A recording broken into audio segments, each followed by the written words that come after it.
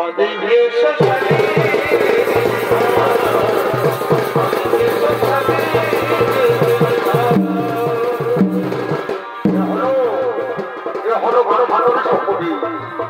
সম্পূর্ণ অভিনয় আমাদের মহান মঞ্চে ছবি অভিনয় করে দেখাবে তরুণ ছবিত শিল্পী উদ্দেশ্যর যোগে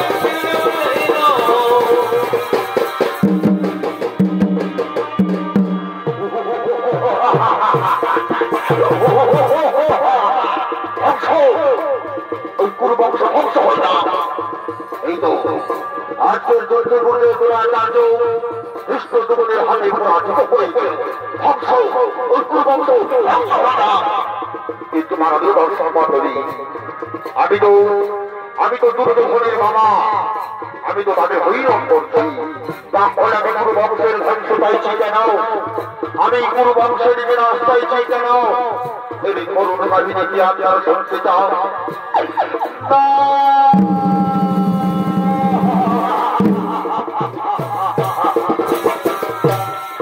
ওই দুর্যোধনের মতো আমরাও ছিলাম 100 ভাই। একটি ধৃতরাষ্ট্রের দল, মহাবৈ বিশ্বের দল আমাদের ভর্তি করলো প্রতিদিন একদিনের খাবার দিল। সেই খাবার আমরা সবাই মিলে ভাগ করেছিলাম। মনে হয় আজ মরবো, মনে হয় কাল মরবো। তখন আমাদের পিতা বলল, শুনে পুত্র এভাবে তো সবাই মারা যাবো, যে কোনো একজনকে বেঁচে থাকতে হবে, যে নিতে পারবে প্রতিশোধ। আমি নিলাম সেই দায়িত্ব। চোখের সামনে আমার 99 ভাই, ও আমার পিতা মারা।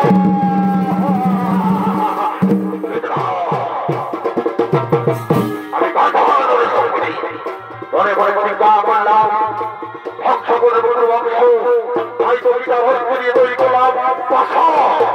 যে পাশা খেলাই ছিল ওই কৌরব পাণ্ডবদের বিরূপ, যে পাশা খেলাই ছিল ভয়ে ভয়ে মহারণ, ওই পাশা খেলাই ছিল দ্রৌপদীর বস্ত্র হরণ, ওই পাশা খেলাই ছিল কুরুক্ষেত্রের মহারণ।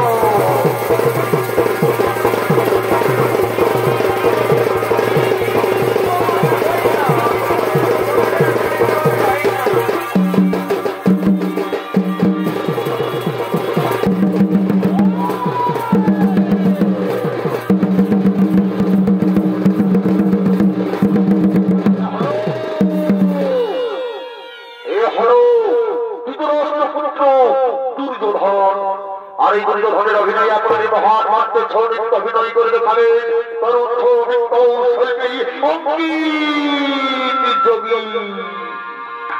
এই নাম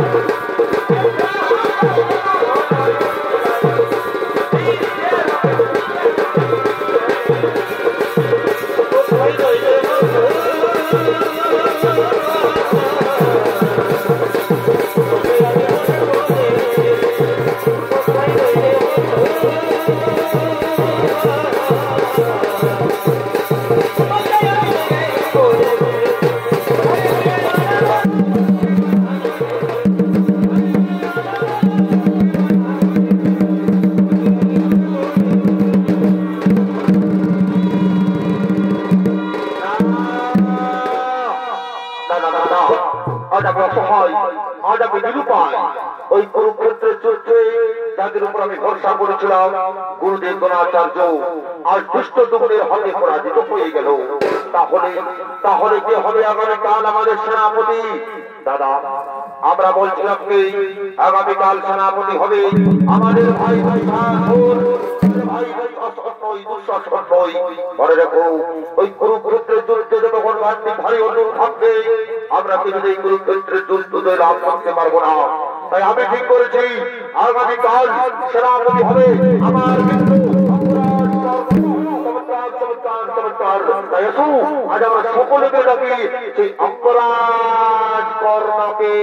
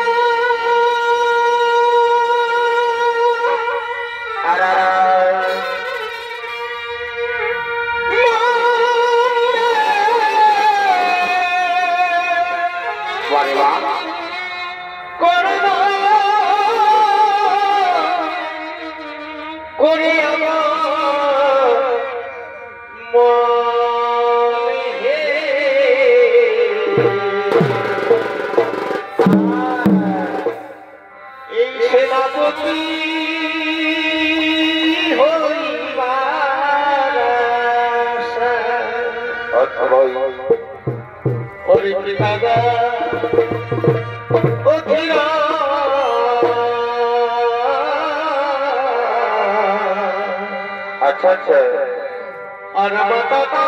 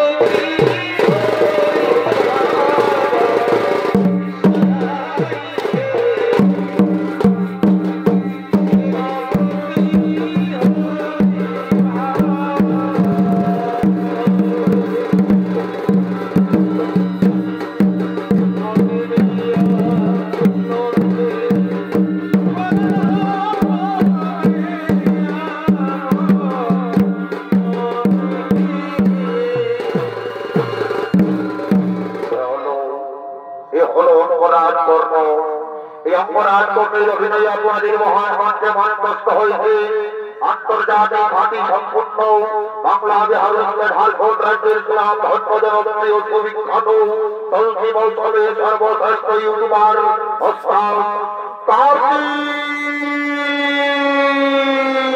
কর্মকার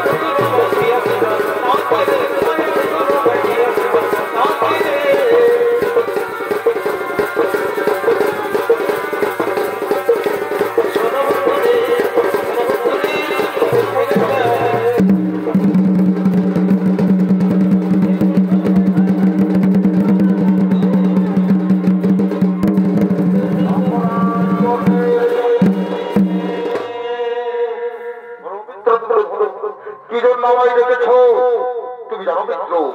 আজ আমি অসহায়, আজ আমি নিরুপায়। ওই কুরুক্ষেত্রের যুদ্ধে যাদের উপর আমি ভরসা করেছিলাম গুরুদেব দ্রোণাচার্য আর দুষ্ট দুঃখের হাতে পরাজিত হয়ে গেল। তাহলে আমি কুরুক্ষেত্রের যুদ্ধে লাভ করতে পারবো না মিত্র। কে হবে আগামীকাল পরবেশ সেনাপতি? তাই তো আমি মনে মনস্থির করেছি আগামীকাল পরবেশ সেনাপতি হবে আমার মিত্র আমি তোমার কখনো শোধ করতে পারবো না। আমি তোমায় কথা দিলাম, আমি তোমায় কথা দিলাম মিত্র, ওই অর্জুনের মস্তক কেনে আমি তোমার পদ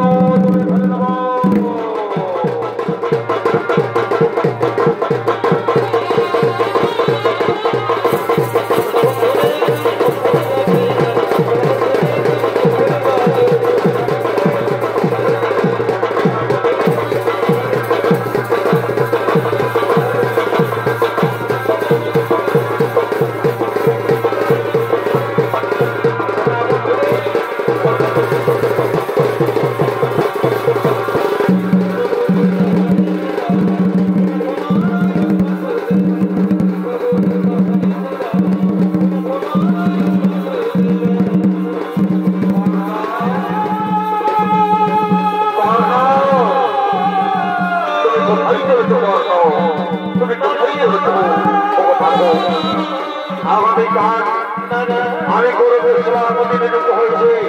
তাই তো আমি সূর্য বন্দনায় চলেছি মাধব। এই প্রভাত মানে আমি সূর্য বন্দনায় চলেছি।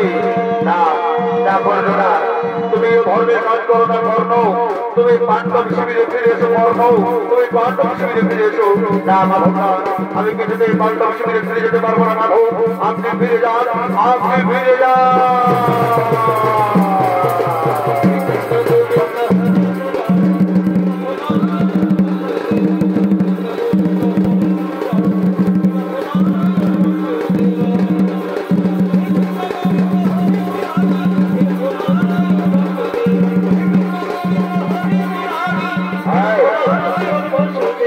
আমি করবো সূর্য বন্দনা, আমি করবো সূর্য বন্দনা। ও সূর্য দেবতাই নমঃ, ও সূর্য দেবতাই নমঃ, ও সূর্য দেবতাই নমঃ।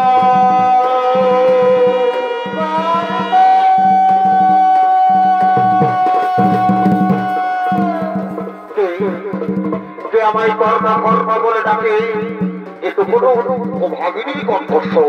না না না, এ ডাক আমার খুব আপন মনে হয়। সুন্দরী মাতা একবার আমার সামনে এসে দেখা দাও। আড়াল থেকে কর্ণ কর্ণ বলে দেবো না, একবার আমার সামনে এসে দেখা দাও মাতা, একবার আমার সামনে এসে দেখা দাও।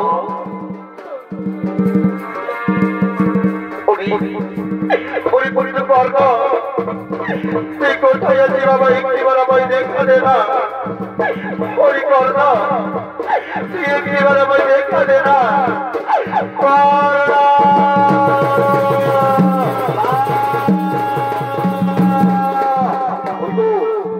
ওই তো আমার ডাক শুনতে পাওয়া যাচ্ছে, সেই জন্য আমায় কর্ণ কর্ণ বলে ডাকছি। এই ডাক শুনে মনে হচ্ছে যুগ যুগ ধরে দল সাথে আমার কোন সম্পর্ক রয়েছে। শুধু কথা একবার আমার সামনে এসে দেখা দাও, একবার আমার সামনে এসে দেখা দাও।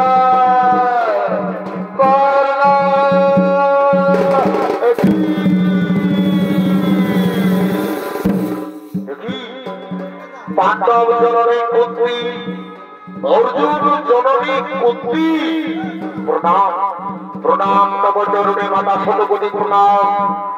আর কিছুক্ষণ পর শুরু হবে তোমার পুত্রদের সাথে আমার মহারণ। এমন সময় তুমি কেন এসেছো মাতা?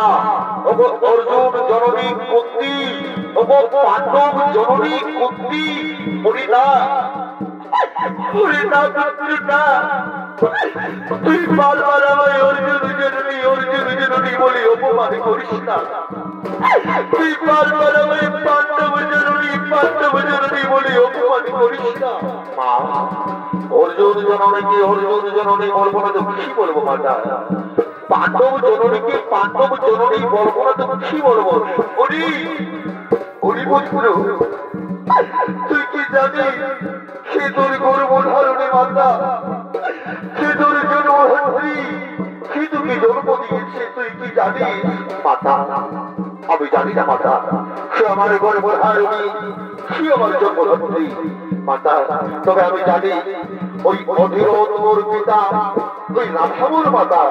তবে আমি আরেকটি কথা জানি না, কোন এক হতভাগিনী নারী, কোন এক হতভাগিনী নারী আমাকে জন্ম দিবার পর ওই নদীর ভাসি পুরী পুত্র। মা, তুমি কি জানো কি আমার গর্ভধারিণী, কি আমাকে জন্ম দিয়েছে? মা, তুমি কি জানো? পুরী পুত্র, আমি জানি সে তুমি জন্ম দিয়েছে, সে তুই গর্ভধারিণী মাতা, আমি জানি পুত্র। মাতা, তুমি জানো সে আমার জন্মধাত্রী, সে আমার গর্ভধারিণী, তাহলে আমি বলে দাও না মাতা, কে আমার জন্মধাত্রী মা, কে আমার গর্ভধারিণী, আমি বলে দাও না। পুরী পুত্র, সে তোকে জন্ম দিয়েছি, সে তোকে 10 মাস 10 দিন গর্ভে ধারণ করে এই পৃথিবীর আলো থেকে যে পুত্র, সে যে আর কেউ নয়, এই অর্জুন জননী পুত্র।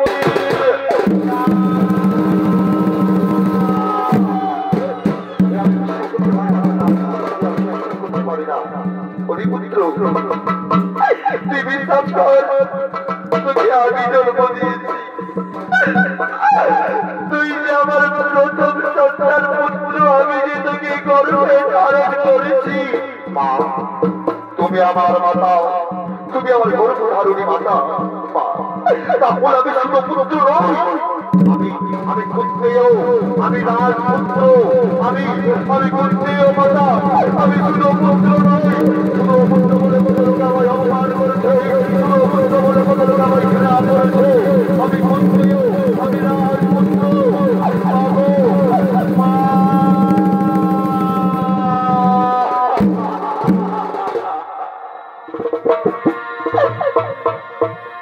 এই মাগো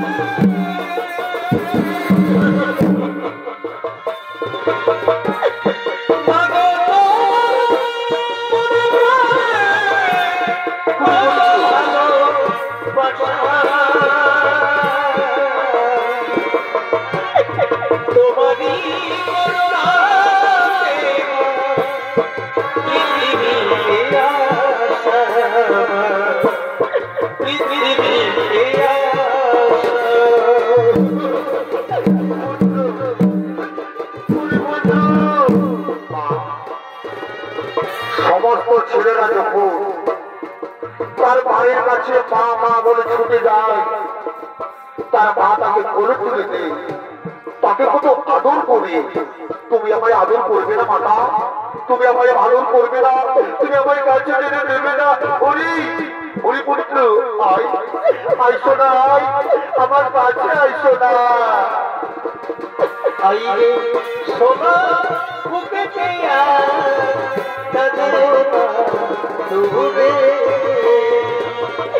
আইরে সোনা বুকেতে দূরে তোর হাসিতে সবার হাসি, তোর খুশিতে সবাই খুশি, তোকে আমরা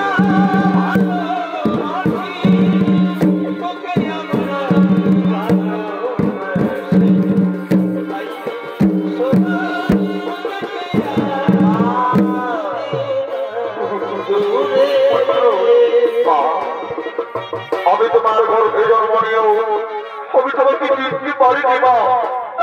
আমি তোমার গর্ভে জন্ম নিয়েও আমি তোমাকে চিনতে পারি।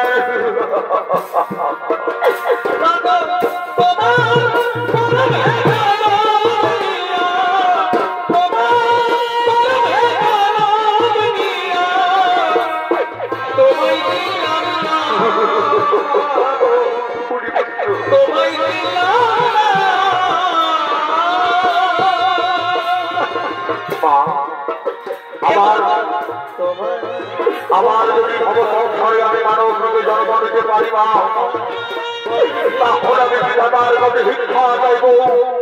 আমি জনম জনম ধরে যেন তোমার করে জন্ম নিতে পারি পারবো। আমি জনম জনম ধরে যেন তোমার করে জন্ম নিতে পারি মা।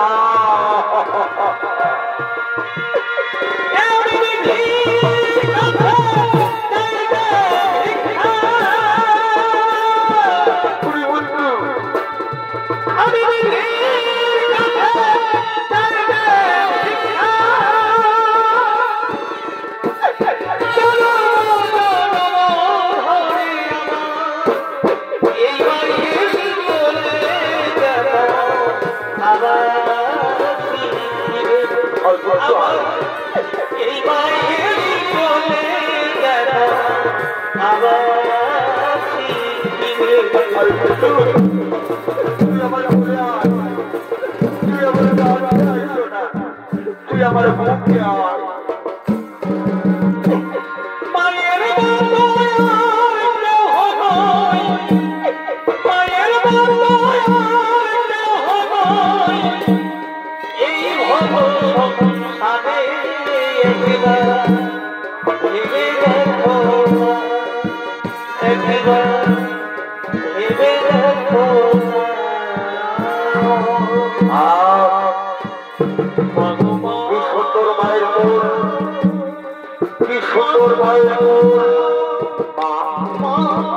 আজ আমি তোমায় একটি প্রশ্ন করবো, তুমি আমায় উত্তর দেবে মা।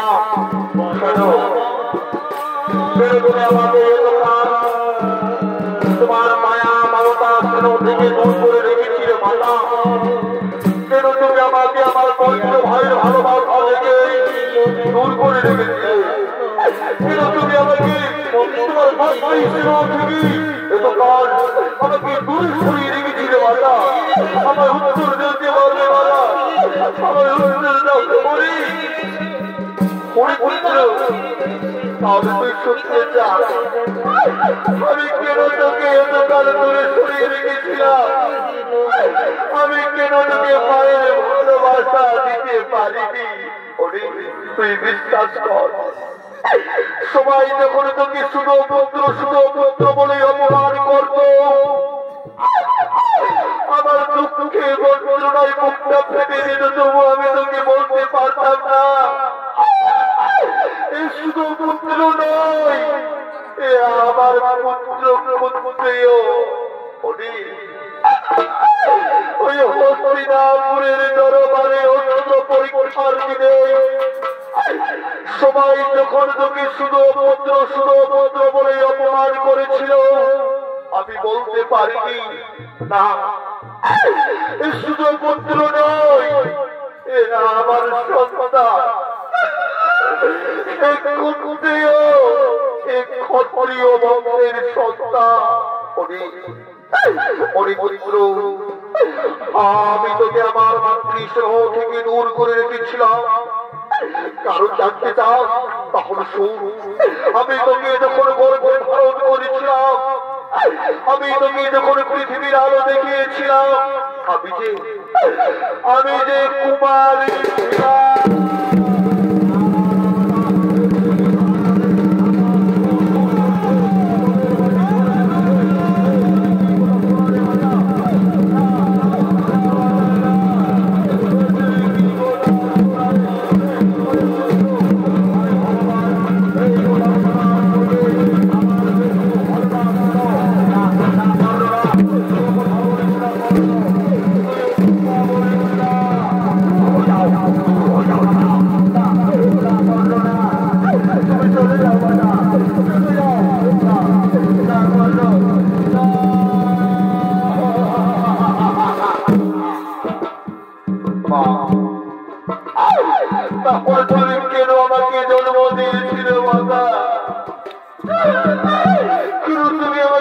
জন্মের পর প্রতিদিন যেন ভাসিয়ে দিয়েছিলে জন্মের পর তুমি যদি আমার গলা টিপে তোমার দু হাত ধরে আমার গলা টিপে যদি তুমি আমাকে মেরে ফেলতে তাহলে আমাকে এত অপমান যন্ত্রণা সহ্য করতে হতো না মাতা। কেন কেন তুমি আমাকে জন্ম দিয়েছিলে মাতা? কেন তুমি আমার গলা টিপে আমাকে মেরে ফেলোনি? কেন কেন তুমি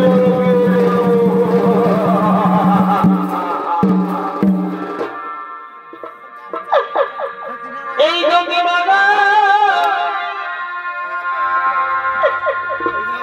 আমার জন্ম দিলে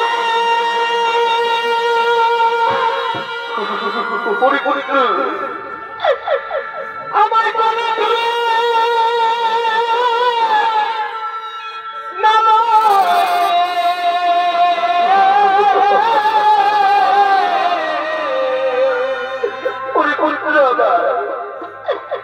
কেন ভাষাই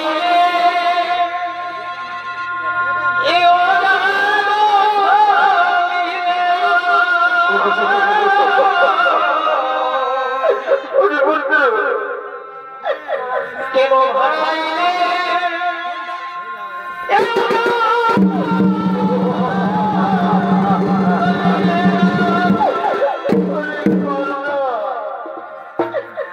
তাই তাই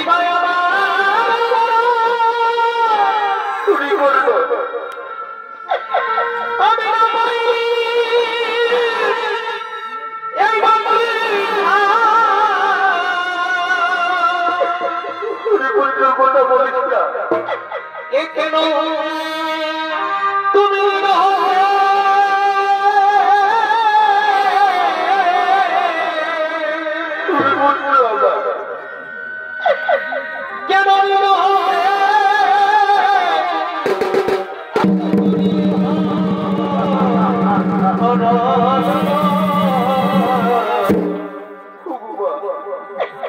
এই হয়তো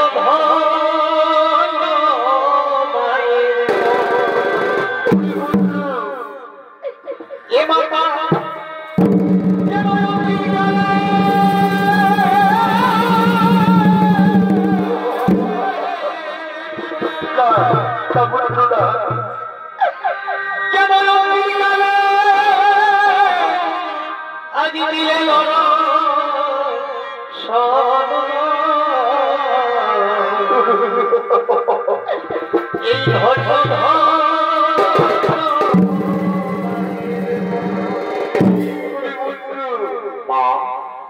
তাহলে আজ তুমি কেন এসেছো মাতা আমার কাছে? কোন অভিলাষে তুমি ছুটে এসেছো মাতা স্বার্থপরের মতন আমার কাছে? হরিবন্ধু আজ আমি তোকে নিতে এসেছি, তুই আমার সাথে পাঁচটা হিসেবে ফিরেছ। তোরা এভাবে ভয়ে দুঃখ করিস না, তুই আমার সাথে পাঁচটা হিসেবে ফিরে চল বন্ধু। বাবা দাদা আমি তোমার সাথে কিছুতে পাল্পাস হয়ে যেতে পারবো না। সবাই যখন আমাকে শুধু পুত্র বলে অপমান করেছিল, ওই তো দুর্যোধন আমাকে মিত্র বলে অঙ্গরাজ্যের রাজা বানিয়েছিল মাতা। আমি তার সাথে কিভাবে বিশ্বাসঘাতকতা করবো মাতা? আমি পারবো না মাতা, আমি কিছুতে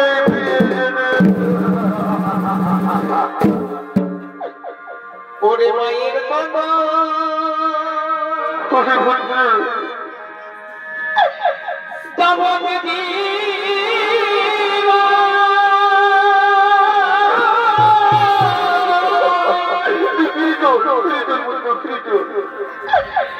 দু চার দিন মনে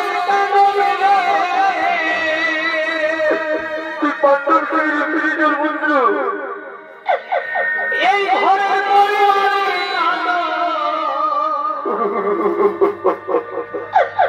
এই ঘরের পরিবারে কয়েকদিন বড় থাকে তোকে উঠে দিয়েছি বড় বোধা দিদিমা জনম দুঃখিনীমা দুঃখের লড়বি আমার জনম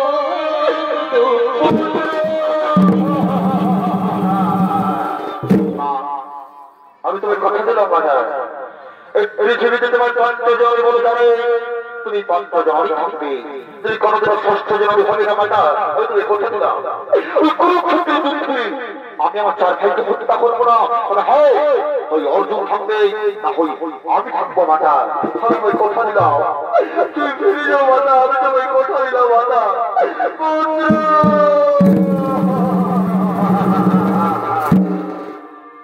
ওরে বিদায়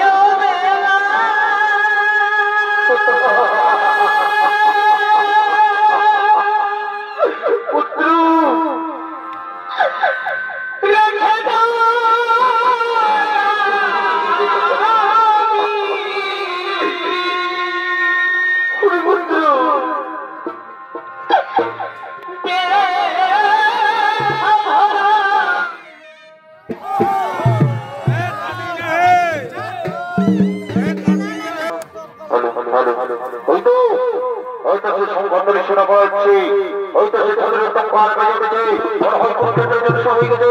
কোথায় কোথায়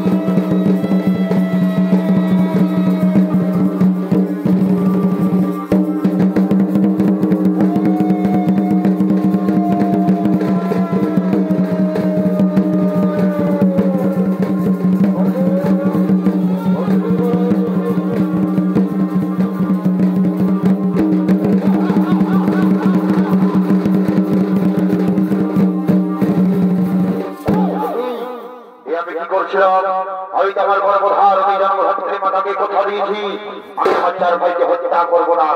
যাও ভেদাগণ যাও, আমি তোমাদের জীবন দান দিলাম, আমি তোমাদের জীবন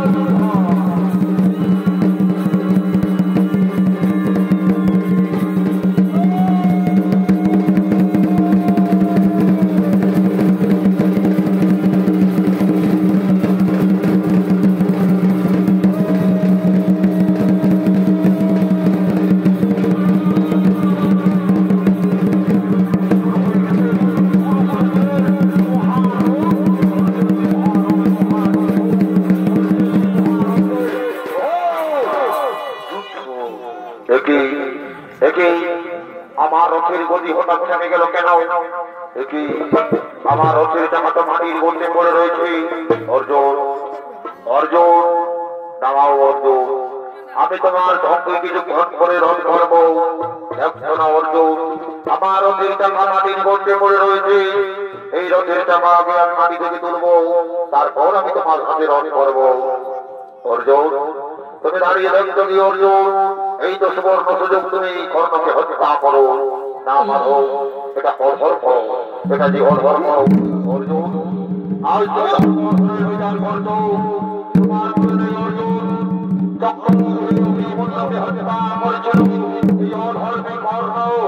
তোমার মনে নেই অর্জুন, সভাবর্তে দ্রৌপদীকে বস্ত্র হরণ করেছিল, তখন কোথায় ছিল ধর্মজ্ঞান বিবেক? অর্জুন, যে অধর্ম করে তাকে অধর্ম করে মারতে হয় অর্জুন, তাকে অধর্ম করে মারতে হয়। তুমি কর্ণকে হত্যা করো অর্জুন, কর্ণকে হত্যা করো। কর্ণ, তুমি মৃত্যুর জন্য তৈরি হয়ে যাও। কর্ণ, তুমি মৃত্যুর জন্য তৈরি হয়ে যাও। অর্জুন, তুমি আমার নাম জানালে অর্জুন, আমি এখন রস্ত অর্জুন, আমি দেখুন অর্জুন আমার কন্যা। আজ তোমাকে কেউ আমার হাত থেকে রক্ষা করতে পারবে না। কর্ণ, আজ তোমাকে আমার হাত থেকে কেউ রক্ষা করতে পারবে না।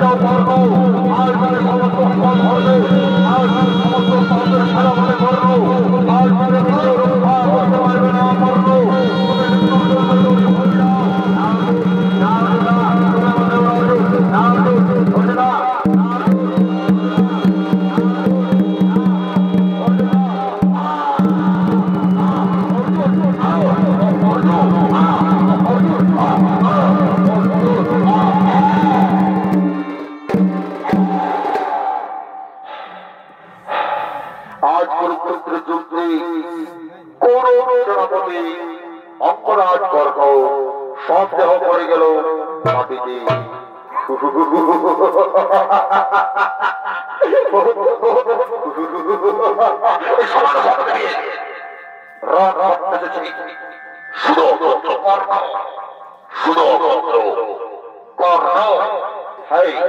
আজকের দুঃখ বিজয় লাভ করেছি, এই আনন্দের খবরটি আমি আমার মাতা ও চার ভাইয়ের কাছে পৌঁছে দেব।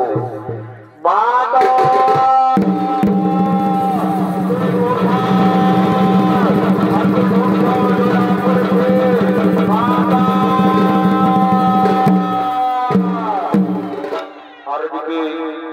আর এদিকে কত ভাগিনী করতে কাঁদতে কাঁদতে কুরুক্ষেত্রের মাঝে কর্ণের সপ্তাহের দিকে করছি আগমন।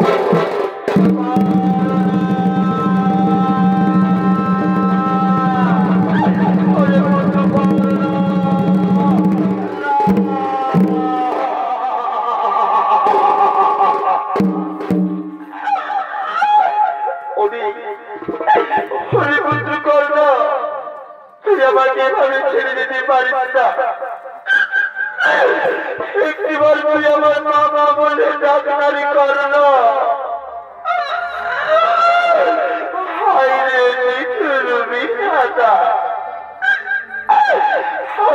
নিজুর বিধাতাই কেবল তোমার পরিহাস আমার। যে পুত্রকে আমি এতকাল পর ফিরে পেলাম, সেই পুত্রকে আবার তুমি আমার ঘর থেকে ছিনিয়ে নিলে ঠাকুর। ওরে পুত্র,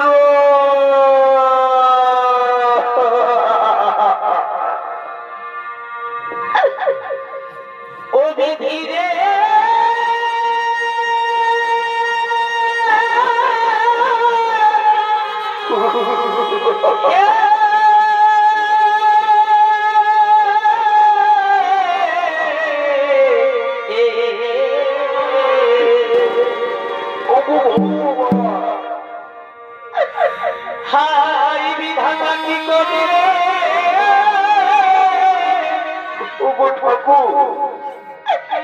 আমায় কেন হেন দুঃখ দিয়ে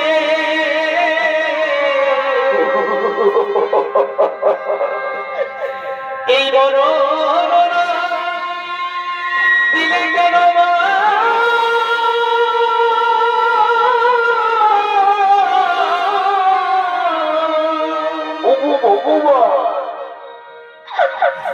আজ পতি ধরে হারাইলে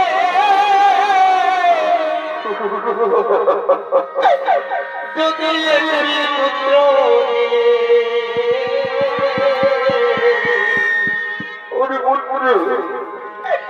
সে হবে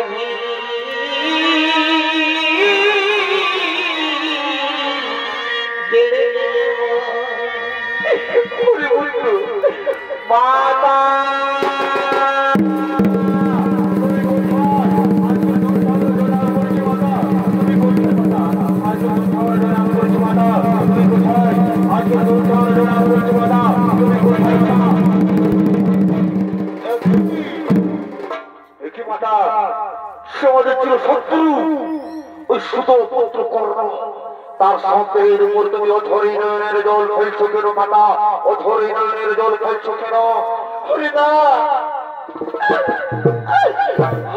পুত্র না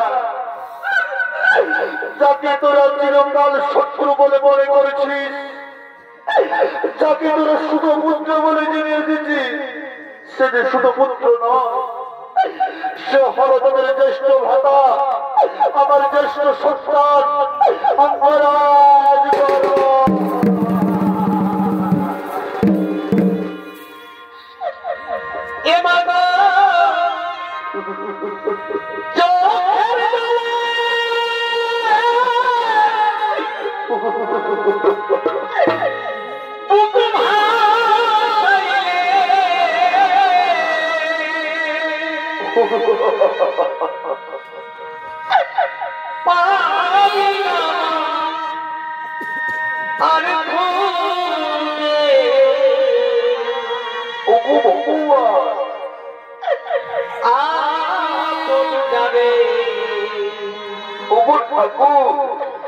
ভাবি বাবা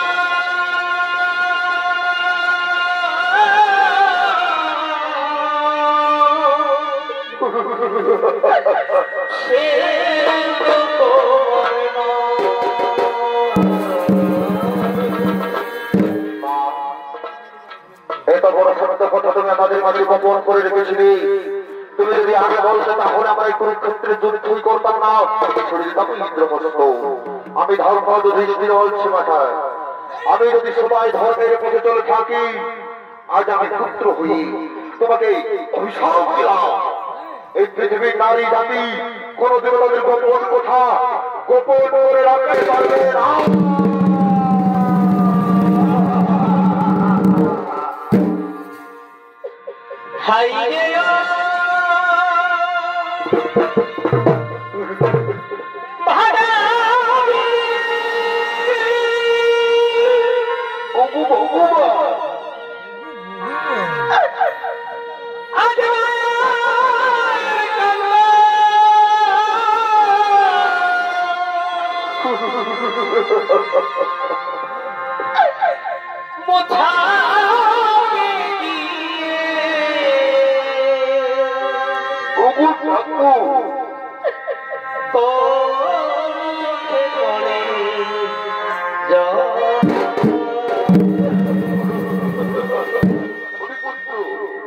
তোকে কত করে বলেছিলাম এই ভাই ভাই মহাযুদ্ধ করিস না তুই আমার করে করে তুই শুনলি না তুই আমাকে একা করে নিয়ে চলে গেলি পুত্র পুত্র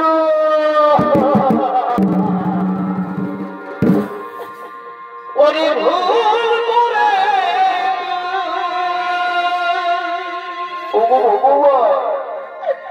এই একবার তুই আমার মা বলে না কেন করতে গেলি না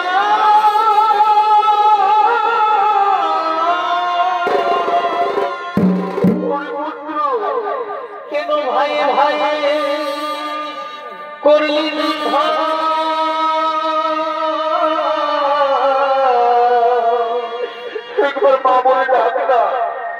ভাই ভাই করি যুদ্ধ ঘটল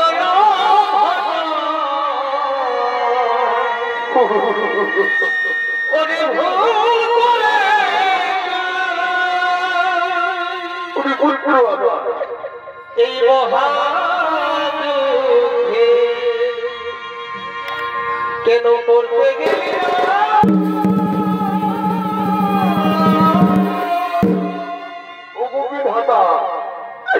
কেন তুমি আমার ভাবে সাজালে কেন তুমি আমার ভাবে সাজা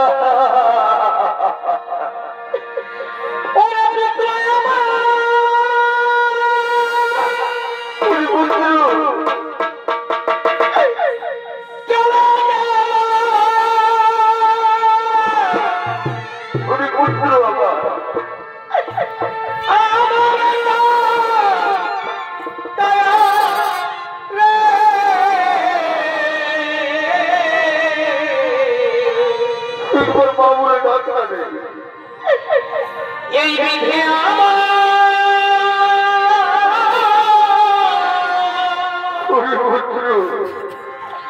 কেন বাবা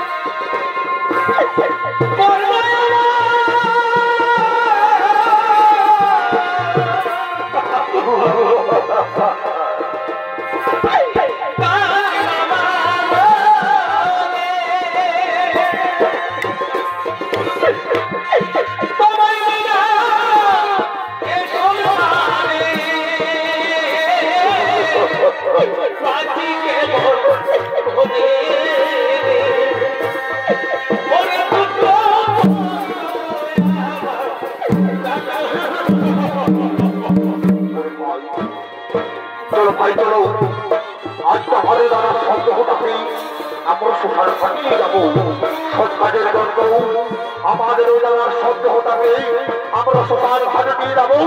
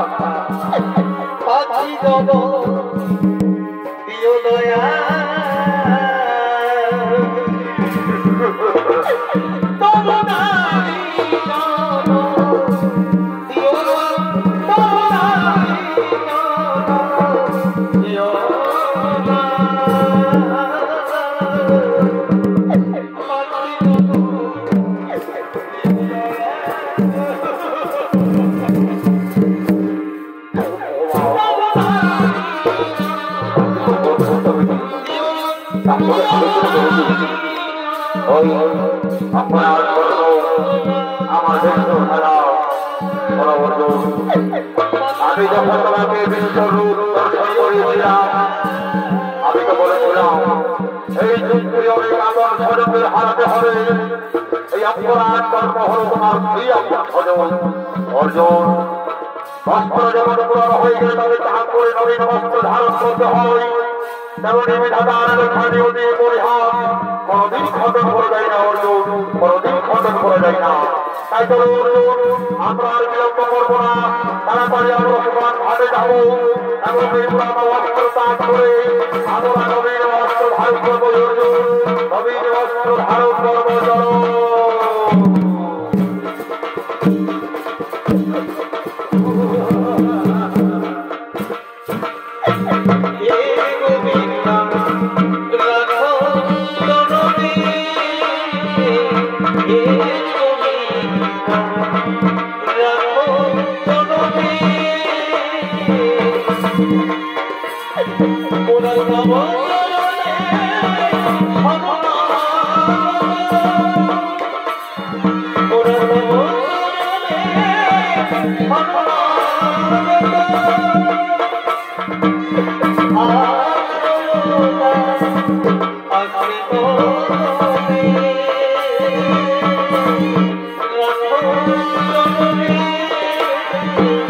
Yeah.